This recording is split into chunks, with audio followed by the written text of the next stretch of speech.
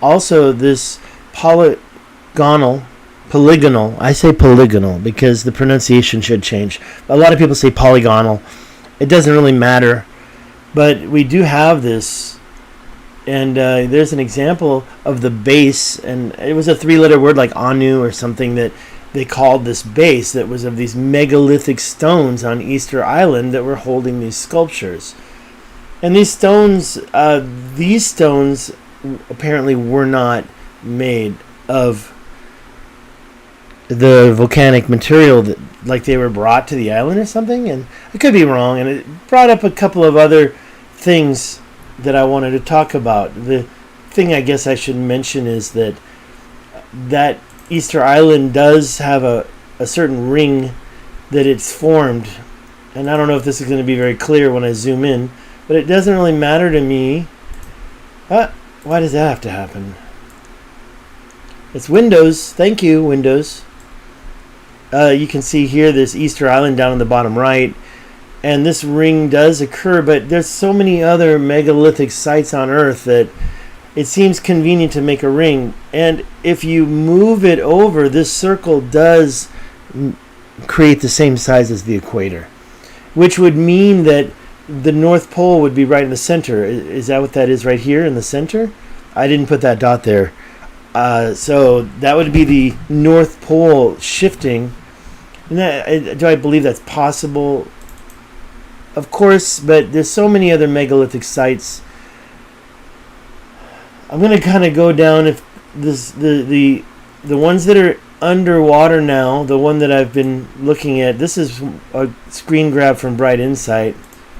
And it's not the first time I've heard of Yonaguni. But this is some type of an underwater anomaly that's very close to my location, Taiwan. It's closer to Taiwan, but it's on an island that belongs to Japan. When I say on, I mean just off. And, I look over here at the right and I see these straight lines over here. That looks nice too. I wish I saw more of that. But we've got a lot of different man-made looking structures underwater. Now, I'm not going to try to go to each picture. I grabbed this. I wanted to show you my source, but as you can see, this is a little bit bigger. You can see something called the Arch Gate. It looks like there's a little tunnel. Graham Hancock visited, and I didn't see him put this in his pictures. They've got a certain thing called the Loop Road. What looks like stairs, something called the Turtles, something called the Triangular Pool, the Upper Terrace, the Main Terrace. And what Graham Hancock showed were some even more interesting actual photos of this, but I'm not going to dig those up right now. The other one that I think everybody should know about is the Baltic Sea anomaly. And here's a sonar image of it. I think this is pretty important because I think this is like the truth be told. And I know that this doesn't show much because you can't really see the stairs that are shown in other images of this. Let me find another image I have of it. Where did that go? Is it over here? This is an image. All right. How do I want to open this file? I don't know. What's the deal here? I want to open it up in a photo. I hate this. I don't want about it. Oh, it's a web.p. Well, let me try Google Chrome. So this shows something that's a little bit more interesting. I think if you zoom it in here, what you do see here is this track. Like some people, I just saw an article that said that this was a UFO that landed and it slid about 100 meters or so into place. If that's true, then this would only be about 30 meters. Now, if it's 100 feet, this would only be about 30 feet. But let's just say these steps are 1 or 2 feet each. This, to me, I don't know where this picture came from. I don't know much about it. But to me, this looks pretty real. I mean, you can see a lot more definition here. I always thought this looked like a man or a spaceman, but we've got steps, we've got straight lines. This thing looks like it's dissecting the whole disc. We've got an elliptic here. that's supposed to be up in the Baltic Sea, but we don't really see much about that. No, that's nicer, right? So, yeah, of course, these would have had to have been pre-Atlantic civilizations. I mean, if you look at the information about when, and I've got it, I showed you, oh yeah, here's one more picture of that. I'll show it first, because this actually shows more. The Baltic Sea anomaly, I'll make it bigger, is a circular object found in the Baltic Sea, and if you don't know where that is, it's between Finland and Sweden. It's up there near where there's a real short passageway. It says here it's 60 meters wide.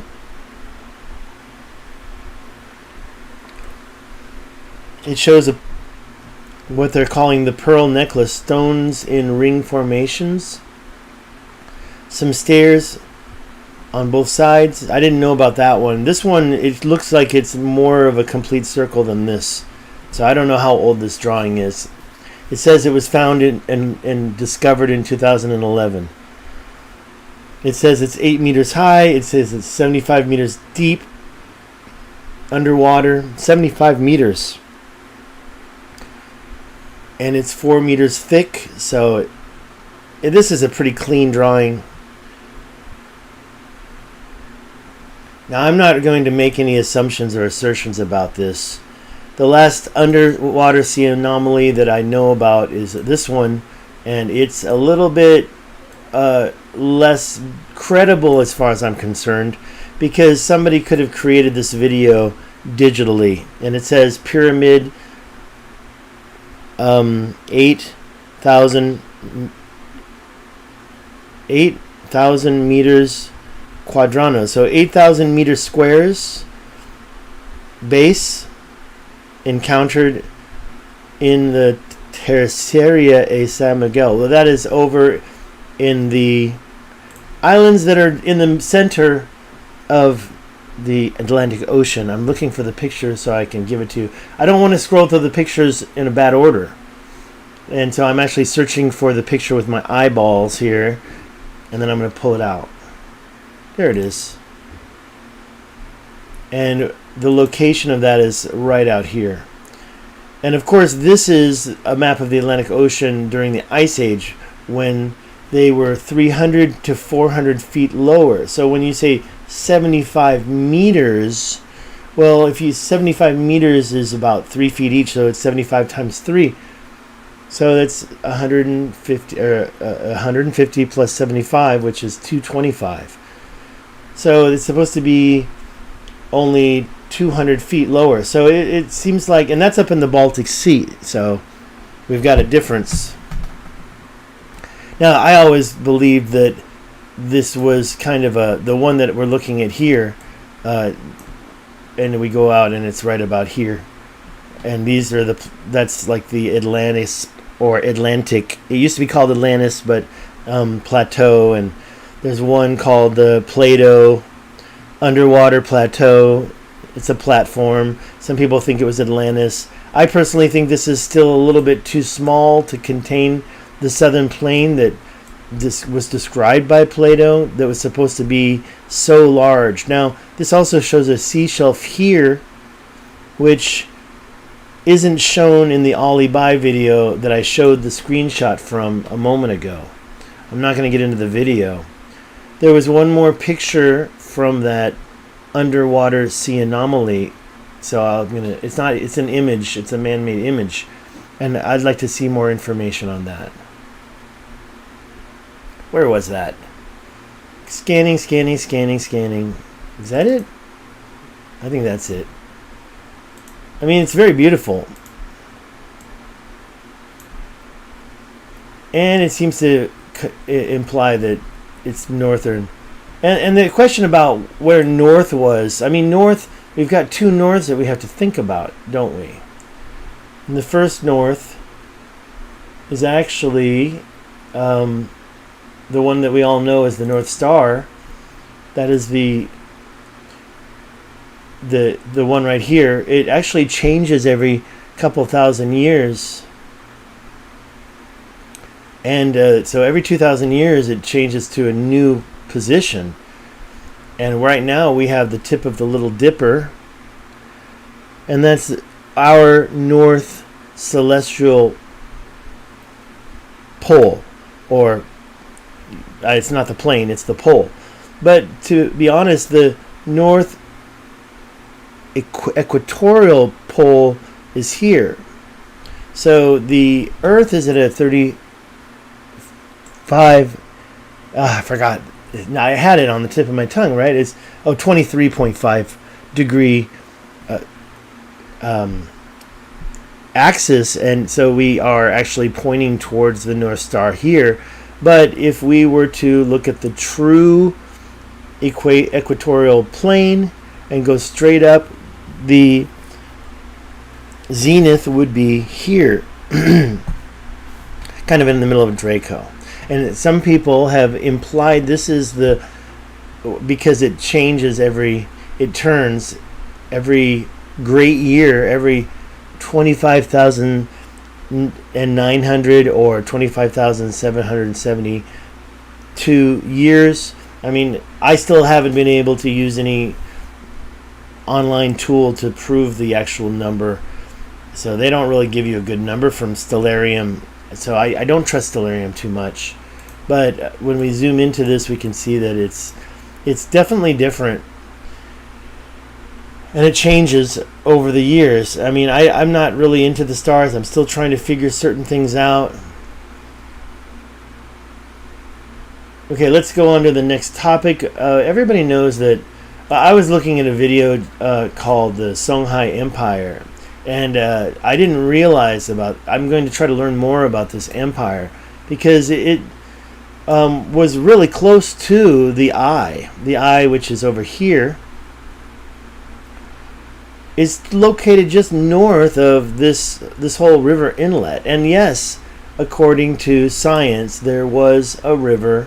And I'm going to give you a picture that I haven't shown before right here of the river Taman Rasat. I always misspell it. I add 2 R's and take away 1 S. But this is the location of that river, and the width. This is what I was surprised about, was the actual width that they're showing here.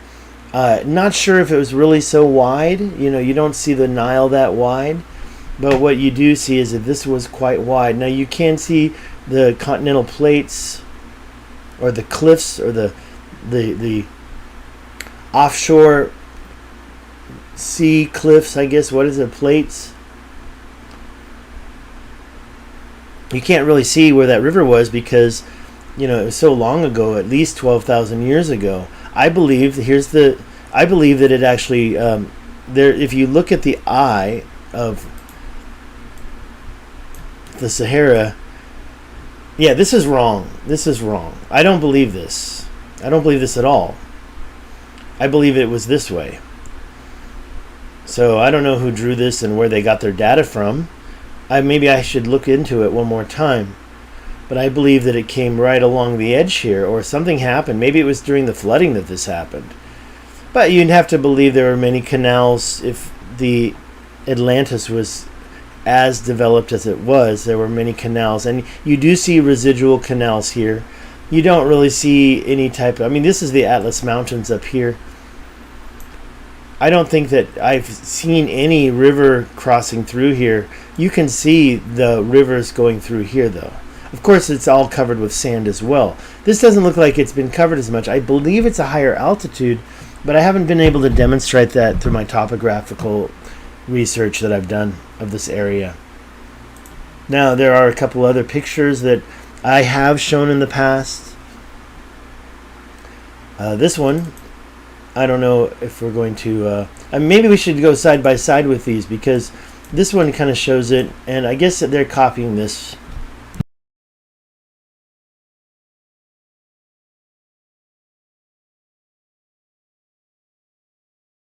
To gauge where exactly the Eye of the Sahara is, but it's copying it exactly here. I guess I have to rethink. This is science. This is real. So I personally, maybe the Eye of the Sahara, which is, take this line here and follow it straight out, which is right about here. I believe that there was a major lake and river going through here, but maybe that was all post flood. That there was definitely flooding going through here. That's for sure. That's proven. Now I do have another picture that was recently introduced. We can see it right here, but unfortunately it doesn't really show the coastline, and I really don't have a reference point here. I have to, but you can see this line coming through here. That's the actual, well, it says here, radar images of the Mauritanian desert have revealed. Well, if it's Mauritania, I mean, we saw pictures that were going through the Saharan country called, sorry, I have a problem. All right, this video, I'm doing it for me. I'm doing it for myself, trying to get my ducks in a row. I've shown you this before. The original belief was this was the world according to Herodotus, and it was in a circle, of course. But I think the new belief kind of focuses on a separation now that we know more about the Taman Rasset and the river that separated these two continents. And they called them continents and because we believe that the concentric circles were Plato's concentric circles of Atlantis. Then anything south of the Taman Rasset would have been more of like a jungle area. Now, I don't believe that the Sahara Desert was a desert at all at that time due to the water erosion on the Sphinx and other things that I've seen researched. A guy did a paper showing that perhaps, and by the way, he showed it above the Taman Rasset, but he showed it in South Morocco or Western Sahara, which I was trying to think of the name. Of course, Western Sahara belongs to Morocco, and there's not a lot of things going on there. Okay, I was going to show this to you later, but it's here now. You can see that, and this I got this from Graham Hancock, but we also have seen a lot of other stuff going on in Ohio, and I'll show you some pictures of that in a second. I got to close it down. I didn't want to change the subject just yet. Before I change the subject, I'll move that over here. So we're done with that. I didn't show you these. I'll show them to you now, but I'm not going to get back into it. Just some different things. There it shows the track. I wanted to move off that topic. That's the sonar image. So you've got a couple of things showing that Baltic Sea anomaly. But we're done with that. I'm going to move that over here. Of course, people say, hey, the pyramids had to have been built by the Egyptians because we didn't have any type of technology at that time. Well, now we know that with the whole... now I'm not going to remember what this is called. It's... why can't I remember it? I always forget it. Here, nope, that's not it. I opened the wrong thing. Sorry, I want to say that for later. Let's put this stuff on top. Oops, I didn't want to do that. That was a mistake. Alright, that's okay. Put that over here. I talked about that already. Move that here. I have to get back on track. So, yeah, I talked about Easter Island. You know what I didn't finish about the Easter Island thing? And I think it's really important, so I do want to go back. Because this whole first thing, this first picture made me think of something that I screen grabbed right here. You see this thing? This is Easter Island. And I was talking about the polygonal thing there, but see, I'm doing this unscripted, and I'm doing it for myself. But if you look at this is actually... goes under. It's a tunnel. I'm going to show you another picture here that I screen grabbed from somebody on Google who took and stood there. Look at that. That goes right in there. And you can't see it except for this guy, whoever this person is. I assume it's a guy, G. Hine. He stood out here and he took this picture. It's 360 degrees. But as you can see, this goes right in there. That tunnel. That's Easter Island. Now it looks like it's stopping. It looks like there's a little bit of a shore right there, but it also looks quite wet. So maybe it's full of rocks after all these years, but that looks like it's a man-made entrance to some type of a tunnel that's going to Easter Island.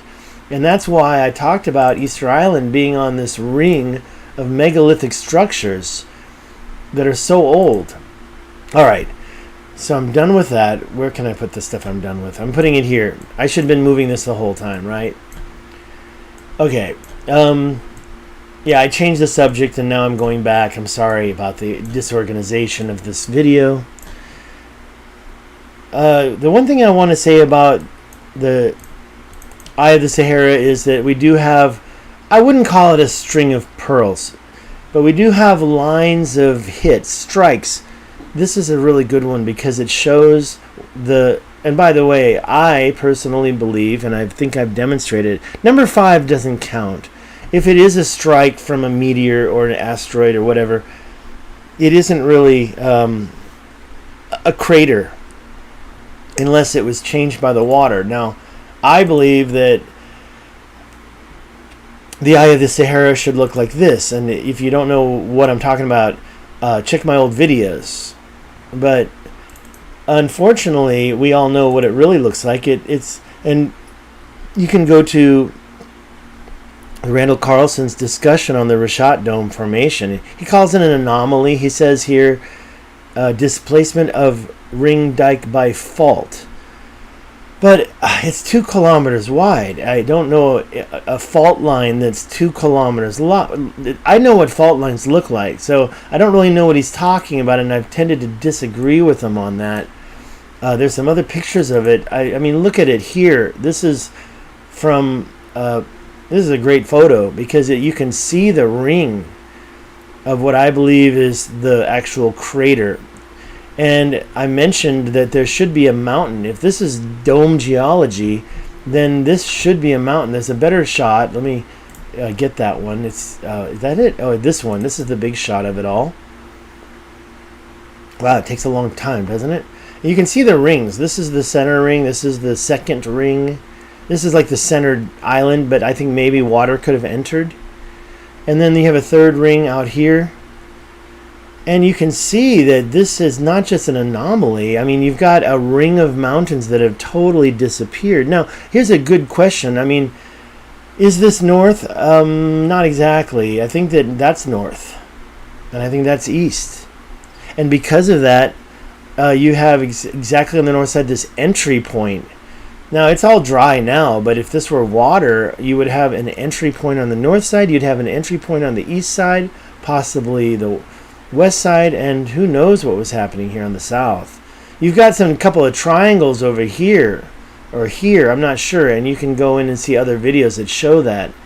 But when you look at this ring here, and you see this perfect circle, I say that's a crater that got filled with mud and sediment from the flooding. So when you say, what destroyed Atlantis? Well, you've got a perfect line going through here. You've got what looks like a line going this way.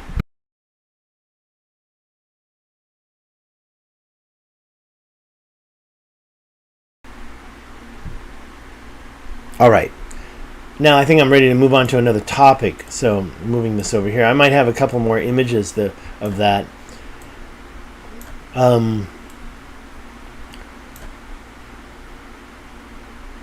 Tamanrasset River. Ancient civilization in the United States. Check out Robert Siffer's video. He mentions, and I was mentioning the North Star. Well, according to one suggestion, the swastika, which has been around and around the world, not just around for years and years, not just from Nazi Germany. I mean, this is in Michigan. And you've got Korea, and we see it here in Taiwan all the time. And I've seen other pictures of the swastika presented alongside the Star of David. So when we think about, and this one right here, this kind of angled one, that's kind of reminiscent of the picture that I saw of basically the Great Year and the 4 quarters positioning of the Big Dipper. or the Great Bear, and it totally looks like a swastika. So it's a good point that maybe this is an interesting one.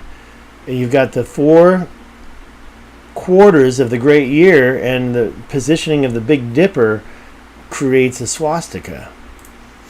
So we're talking about ancient constellations, formations.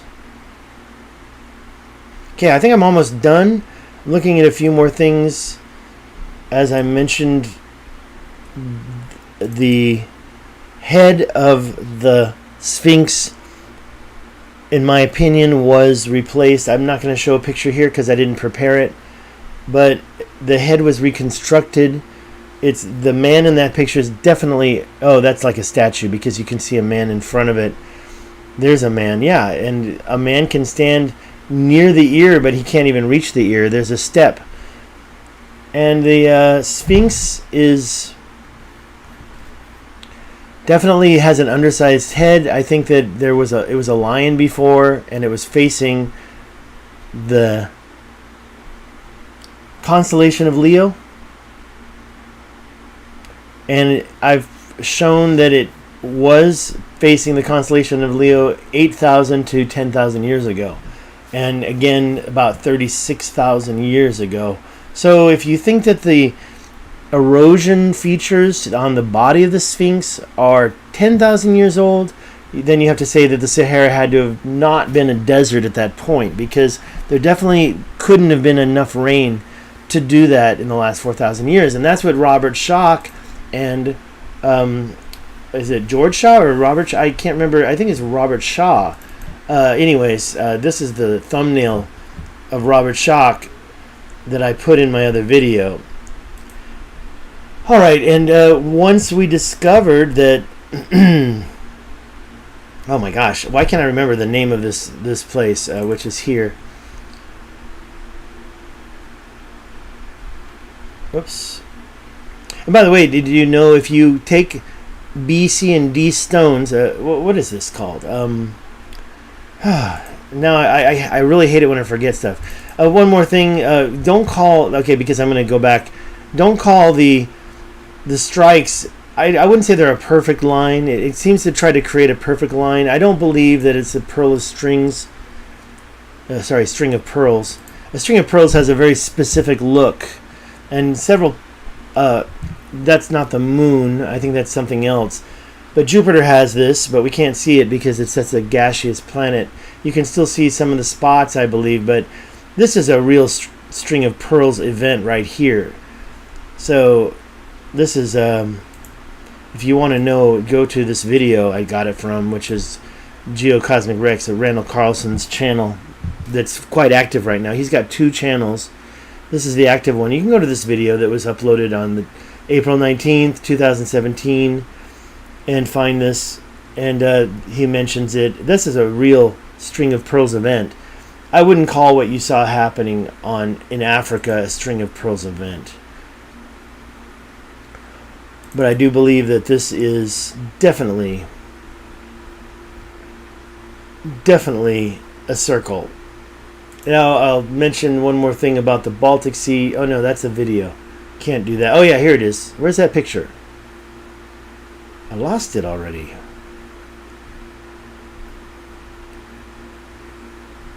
Alright, well, I guess I moved it and it's under here. I'm not going to worry about that. Okay, so Göbekli Tepe. These pillars are actually and it's not the pillars themselves, it's the point between the pillars. So if you lay a board from here to here and you go to the center point, that point actually creates an isosceles triangle. Göbekli Tepe. So if you take, and let me try it. Let's see what I can do with this. First, let me make it bigger. Make it a lot bigger. Now, this is the Vulture Stone 43. This is the one I want to talk about later, but the major stones in the center, those stones are the ones that I'm just going to put this in here, and I want to now take this. I guess I have to make a line and go to here. Oh, see, I messed up already. Let me do that one more time. I'm not really able to make straight lines with this software. Let me try it again. I gotta go to the center point here, and I gotta go straight over there, straight over here, and then straight over here. It's not very good. And you get a perfect isosceles triangle.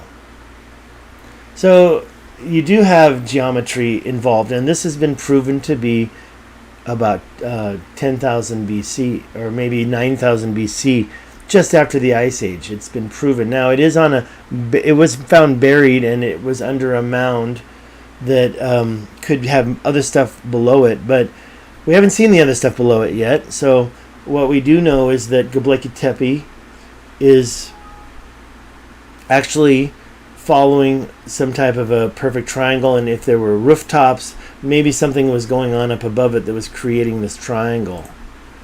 So it's interesting here. Now when we talk about the vulture stone, I can get more into constellations. I don't have a picture of it that's very clear right here. It's actually kind of small. The vulture stone is here, but as you can see, this is Scorpio, and that vulture was found to be statistically Sagittarius, the what do you call it? Now, I'm not looking at the east. I don't feel like I'm looking at the east when I see this, but apparently the sun was supposed to have been located here in Sagittarius, as you can go straight down the ecliptic line in the sky. You do have the headless guy here. He's at the bottom. It's kind of hard to see. Where's the headless guy? You have the man bags up here, and what I was led to understand was that this was 1/4 of the great year, and these 3 bags were supposed to create the other 3/4. So are these images actually constellations in the sky? I saw a great video that was talking about this a while ago, but it's been so long, and I'm sure I have some screen grabs, but I have to be honest, I have a hard time finding those. There's the headless guy. It's a headless guy. He's got a heart on, an erection, and he has no head. And I think it represents man and death, and this represents the constellation Scorpio. And then we have here what, according to this, the culture called it the vulture constellation, but now we know it as Sagittarius. Now I could be off a little bit about my memory, and there was these other constellations here, and I guess what I need to do is find that video and talk about it one more time. I think I actually did talk about this in one of my videos, and I showed my screen grabs. But that's the sun. Now I heard another video recently about all sorts of other stuff, talking about sky burials and cutting up bodies, and they have the head off that guy, and they're talking about sky burials. But I kind of really liked what I saw in this video with the guy who is going into the details about why he believed, and it was very convincing. And I don't think he got into the man bags, but other people have told me the man bags represent, especially when you see people holding the bags in the tree of life, them taking pollen and, of course, adding seeds to this, or pollen to the tree of life, and creating life from it. I'm not that good, so I don't really want to know. I do want to know. I don't really know. I don't claim to know. But the guy that did the video that I'm referring to, he was saying that each man bag, I call them man bags because of Graham Hancock.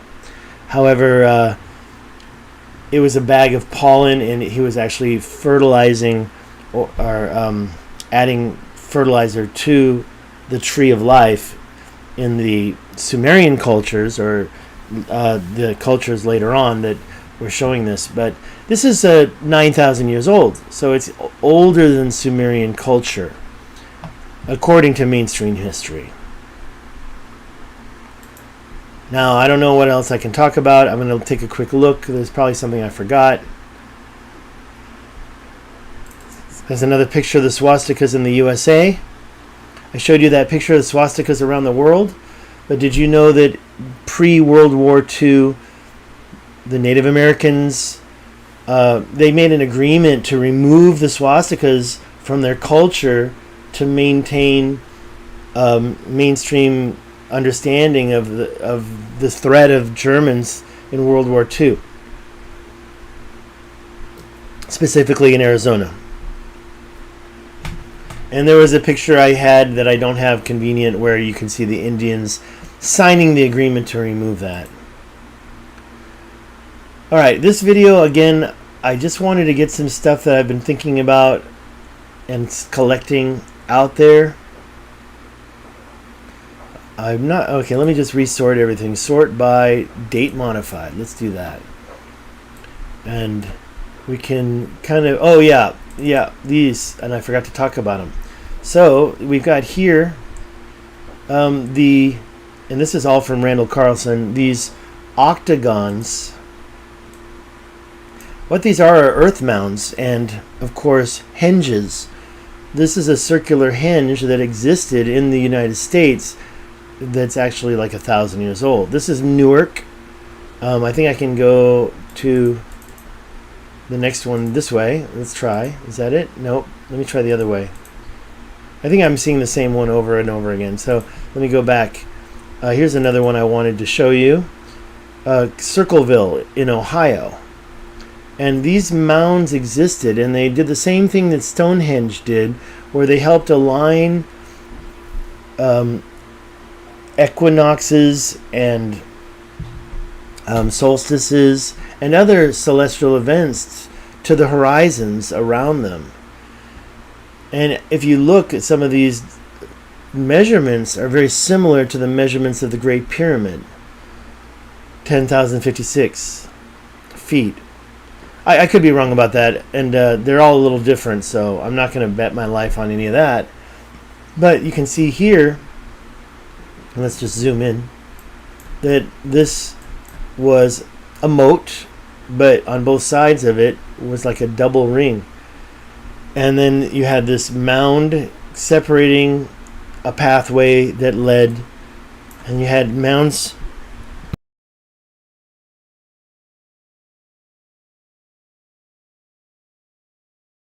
You have these mounds inside the octagon that you could stand on and observe celestial astronomical events, astrological events. That's all. Well, I think that's the same at this point, right? All right, let me see if there's anything else I missed. I'm just going to look at these very closely here. We talked about a lot of different stuff. I had some duplicates. This is something I didn't show you. It's the famous Jupiter String of Pearls event. The Shoemaker-Levy Comet, just like Comet Ison, which is on my channel, covered it quite closely when it happened in 2013. It went around the sun and then it broke apart into pieces. Well, this one broke apart and turned into what they call the String of Pearls, which actually struck Jupiter. 20-something, to about 20 of them, struck Jupiter and created that String of Pearls event. And we can't really see, we still see some of the scars on Jupiter, but you can't see that line like I showed you. But they do have other incidents where that line is shown. And if I'm lucky, it's right here. There. See? I found it already. So this is not Jupiter, but you can see a String of Pearl event did happen here. This is like fractures of a comet. So, yeah, is it possible that some other thing broke apart and struck Mauritania? And I showed you that picture. This isn't very convincing. I kind of don't want to choose that one again. I'm finding the other one. I'll just choose it since it's in my face. But I don't see the other one anymore. I had a picture of it before, those 5 strikes. I don't really think the line is that perfect. It's kind of an exaggeration. It's a little bit off. But hey, even a String of Pearls is not perfect. So when you look at the String of Pearls, you're not going to find such a perfect line. You're going to see a series of strikes in a row. Now, this could have happened all at the same time, but I don't believe that the center of the Richat was, but I do think that 100%, and I would bet money that that is a crater right in the middle of the Richat. So when Plato described Atlantis undergoing a series of cataclysmic events that put it under the water, I believe that's the cataclysmic event that took out the center of the circles in a rock. Okay, that's going to be it. My friend keeps talking to me. So, last but not... Oh, what was that? That was more Baltic Sea. This is that one video that I showed before. I'll just kind of finish it off talking about this. You don't really see the part of Africa, but you can see the ancient lakes in Africa. And you can see the sea levels.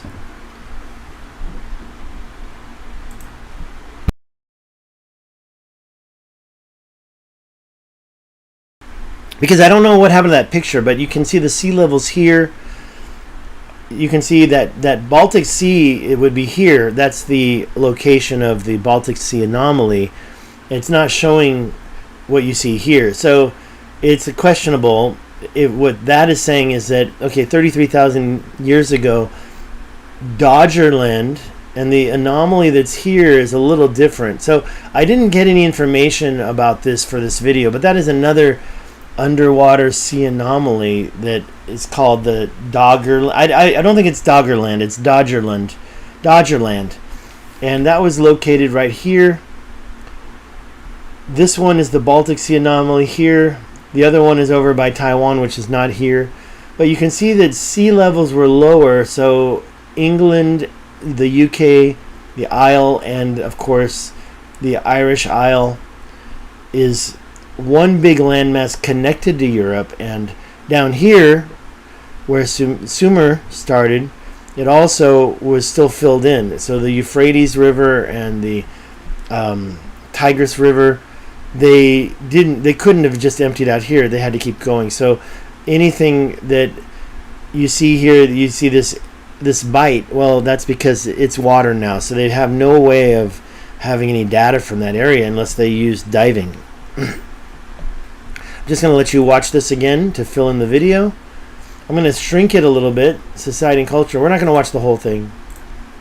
Let me just shrink it a little bit.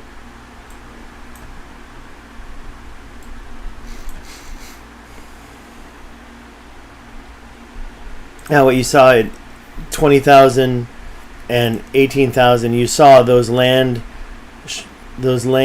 sea levels go down, and the sea levels rise and the land go under the water. You see that here, you see it here, and I did fail to mention what you saw here in Greece.